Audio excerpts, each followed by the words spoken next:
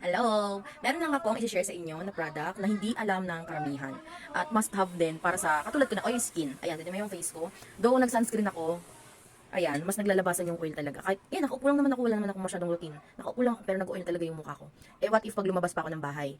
Imagine nyo to, ang oily ng mukha mo, lalabas ka ng bahay, puro alikabok. So, ano ang result? Shigawat. So, ito is a must-have. Must-have ng mga, may oily face katulad ko. So, tingnan nyo yan na, yung kintab-kintab na yan na.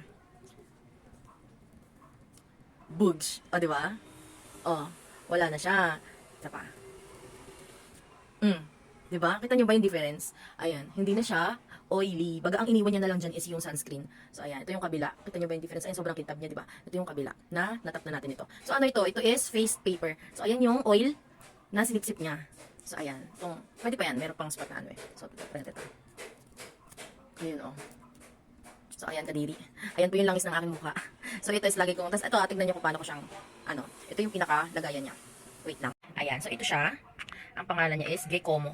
Gekomo siya, ayan. So, ayan, tanggalin na natin yung nagamit na natin. Ayan, ganun lang siya tatanggalin. Tapos, ayan, may pandikit na yan siya. So, kukuha tayo ulit ng isa pa. Ayan, ayan. Kasi yung naman natin kumikintab. Ayan, ganun lang, tap lang. Sisipsipin niya lang yung mga unnecessary oil sa ating face. Tapos pigain nyo, pamprito nyo, charis. Ay, natanggal. Ayan, hindi kinaya. Natanggal siya mag-isa dahil sobrang langis. Isa pa, kuha tayo isa.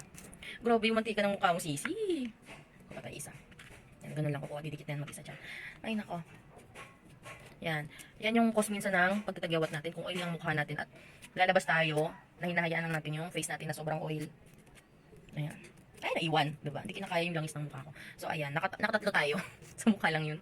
Ayan, so, kita nyo ba yung difference kanina? So, ito sa kanina eh. O, ayan, hindi na siya oily. Nasip-sip na nung face paper. So, kung gusto nyo rin ng ganito, andyan sa comment section yung link, i-check out nyo na. Murang-mura lang to, wala pa tong 100. Tapos, ang laman nito is nasa 200 pieces na yung papel. So, kung gusto nyo rin ito, mag-check out na.